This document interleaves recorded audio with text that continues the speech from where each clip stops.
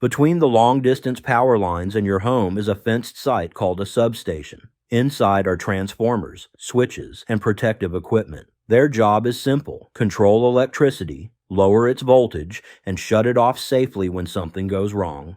A substation keeps massive energy moving where it should, and away from everything else. Hey there, I'm Chad Fox with Inside the Moving Parts, and this is a small town substation.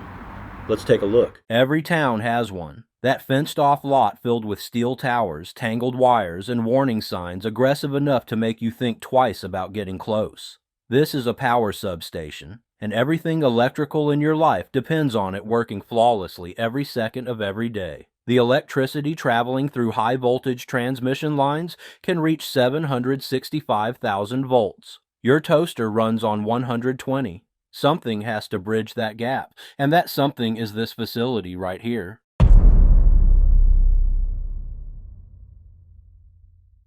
The dominant structure in any substation is the transformer. These are the massive steel tanks, often filled with thousands of gallons of mineral oil, that perform the actual voltage conversion. Here's how it works.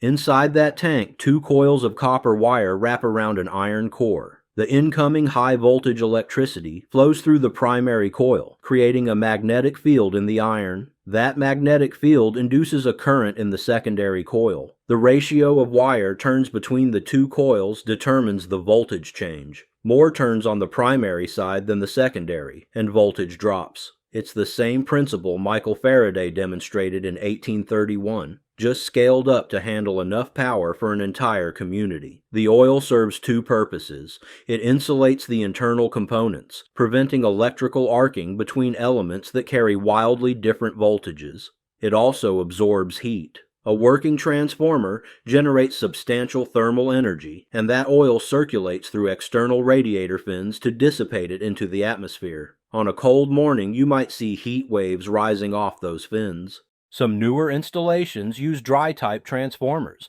that rely on air cooling and solid insulation. They're safer from an environmental standpoint since there's no oil to leak, but they can't handle the same power loads as oil-filled units. Most substations serving residential areas still use the traditional oil-cooled design.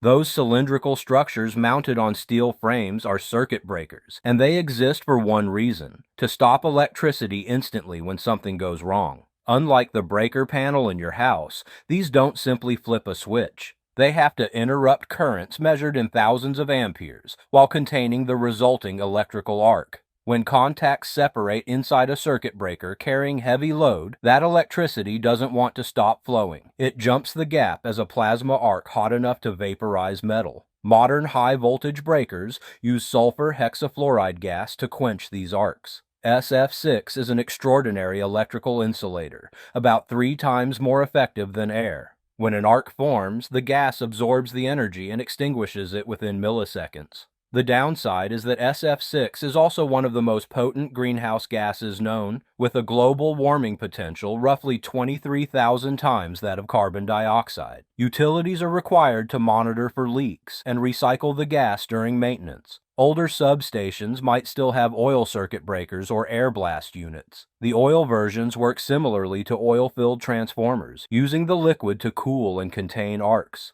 Air blast breakers use a sudden burst of compressed air to blow the arc apart. Both technologies are being phased out in favor of SF6 or vacuum breakers.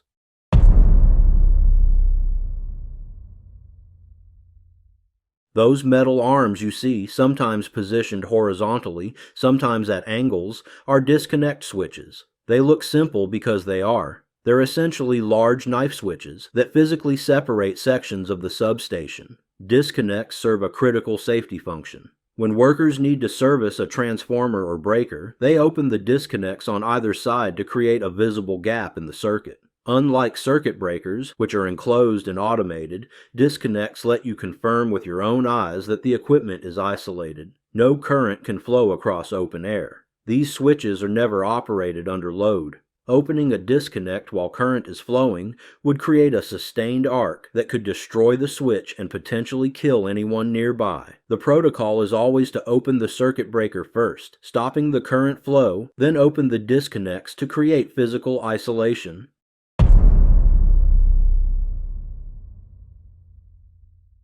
The rigid aluminum or copper tubes running between components are busbars. Think of them as the substation's internal highway system.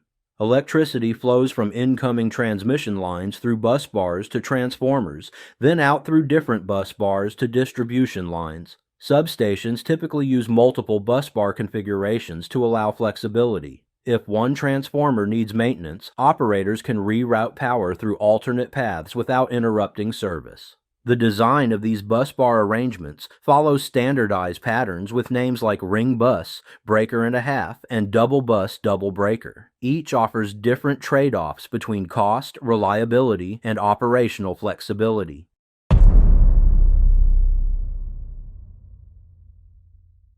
Every connection point where a conductor meets a support structure needs an insulator. Those ribbed ceramic or polymer discs prevent current from finding a path to ground through the metal framework. The ridged shape serves a specific purpose. Electricity can travel along wet surfaces much more easily than dry ones. During rain, water would form a continuous film down a smooth insulator, creating a conductive path.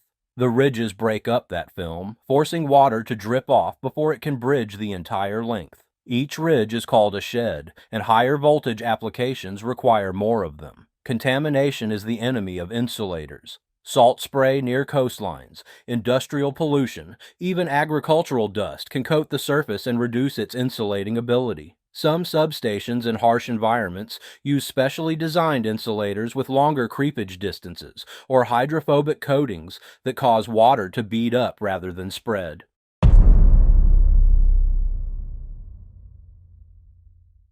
Those smaller cylindrical devices mounted near transformers and incoming lines are surge arresters, often called lightning arresters. Their job is to shunt sudden voltage spikes to ground before they can damage expensive equipment. When lightning strikes a transmission line miles away, the resulting surge travels through the wires at nearly the speed of light. A surge arrestor contains a stack of metal oxide discs that normally resist current flow. But when voltage exceeds a threshold, the material's resistance drops dramatically, providing a path to ground. Once the surge passes, resistance returns to normal. The whole event happens in microseconds. Without these devices, a single lightning strike could destroy transformers worth hundreds of thousands of dollars.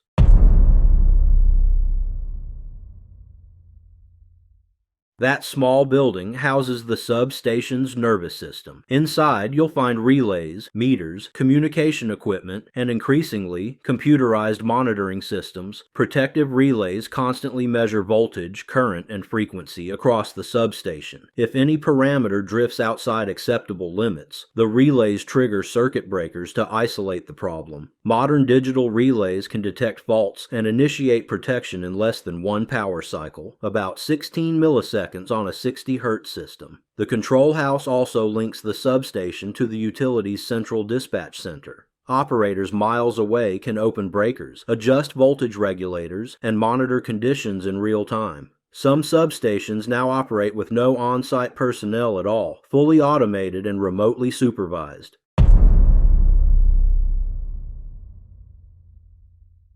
Buried beneath the gravel, invisible but essential, lies a network of copper conductors called the ground grid. Every piece of metal in the substation connects to this grid, ensuring that fault currents have a safe path to Earth.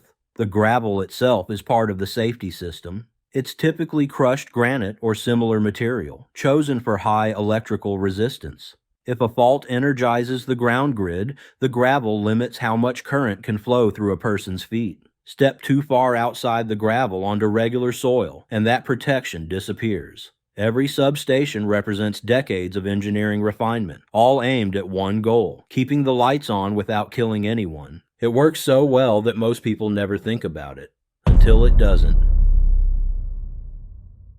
If you find videos like these interesting, hit that like button, subscribe, and ring the bell for more on how systems work, logistics, and the quiet networks that keep everything moving. Want to learn more about electricity? Check out How Does Power Get to Your Home